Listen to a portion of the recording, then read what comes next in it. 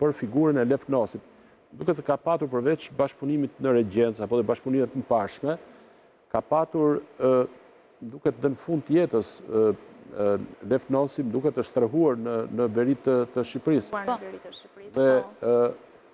Por para se të shkojmë të këtë moment i fundit, çfarë boshti që tash i këtë emision që bashkëpunimi ndërfetar dhe nga ato leximet e mia Lefnosi përveç firmosi i pavarësisë është dikushi që ka qenë pjesëmarrës i kongresit të autoqefalisë apo të Beratit, 1922-shin. Po ashtu ka bashkëpunuar në gazetën Tomorri, ka shkruar artikuj, ka përkthyer tekste fetare të gjitha feve, ka bashkëpunuar me Visarion Xhuvanin. Çfarë ka tjetër, do të thonë që brezi i ri duhet të di rreth kësaj figure të nëpërkëmbur. Këmbur dhe të përbaltur mbi çita.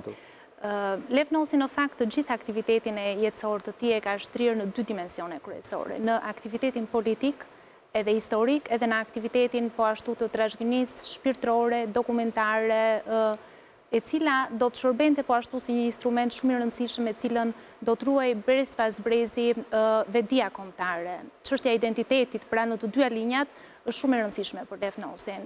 Që herët Lefnosi bëhet antar për të hapur Normalin e Elbasanit, është një nga firmëtarët për të hapur Normalin e Elbasanit. Më pas në 1910-ën boton gazetën Tomorri, një instrument sërish shumë i rëndësishëm i zërit të kësaj kohe, në cilin do të përkthej po ashtu dy artikuj, pas të cilit do të ndiqet më pas nga Perandoria Osmane pikërisht për këtë qëndrim që do të kishte dhe do të shpëtohet nga intelektualët e kohës pikërisht për zërin e spikatur që kishte pasur, duke u shpëtuar jeta e tij nga përndjekja e Perandorisë Osmane. Më vonë do të kemi botimin e abetareve për djelmoshat Gek 1911-1912 dhe abetaren tjetër për meshkuj dhe femra, do të quante Lefnosi për shkollat fillore.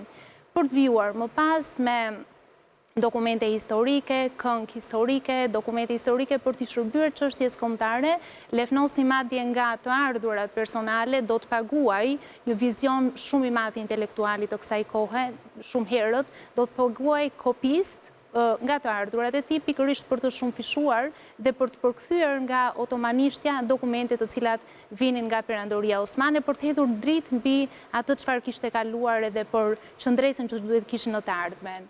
Në këtë mënyrë ne kuptojmë qasjen vizionare të tij, po kështu Lefnosi gjatë gjithë jetës së tij, sidomos vitet 24 edhe 34, ka pasur një aktivitet shumë të ngjeshur në mbledhjen e folklorit. Instituti i Kulturës Popullore është i koduar dhe i kriptuar, AFKIP1 njihej emri Lefnosit pas regjimit diktatorial dhe pas ekzekutimit të tij. Mund të kemë vjedhur, besoj ato kontributës. Patjetër që janë vjedhur, patjetër dhe sigurisht që janë vjedhur. Madje unë kam bërë sprov për çështje kohore, kam bërë sprov edhe në Institutin e Gjuhës dhe Letërsisë, ekziston një fjalor me rreth 5000 leksema, i cili janë të mbledhura nga Lefnosi, është shkruar leksema, është shkruar shpjegimi i leksemës dhe po ashtu është shpjeguar gjithmonë marsi nga shmar kjo leksem, edhe është një punë e mirëfillt prej leksikografie Lefnosit kaq herët.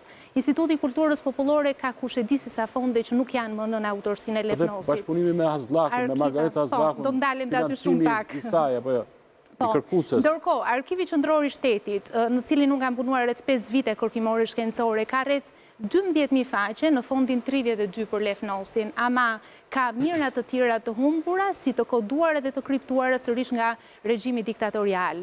Vedia e Lefnosit si një autor, por jo vetëm autor, po si një publicist, etnolog, historian, detar, arsimtar e tjerë, na çon edhe në ndërkombëtarizimin e faktit të tij. Ka mira letërkëmbime të Lefnosit me figura shumë të shuara të vendit, por edhe jashtë vendit. Bashkëpunimi me Norbert Joklin, por dhe ai që ju ndalët me Margarita Hazlluk, në fakt është dëshmi e një vedie shumë të lartë intelektuale, është nga ato bashkëpunimet shumë frydënse në radhë të parë si një Lefnosi ishte studiues dhe kërkues në terren, Margarita Hazlluk më pas ishte botuese për ta përçuar zërin tonë ndjes në arenën ndërkombëtare, gjë që ishte një bashkëpunim shumë frydënës në këtë pikë. Kështu që të gjitha këto, Lefnosi përndishet nga Perandoria Osmane, përndishet nga fashizmi dhe të gjitha këto argumente na çojnë në faktin që nuk ka se si të kemi një lajthitje të një intelektuali të tillë për të bërë pjesë e regjencës për arsye personale apo për përfitime personale, kur është ky personalitet i cili gjatë gjithë jetës ja kushtoi vendit çështjes kombëtare, çështjes adetare, çështjes arsimore, kulturore, politike.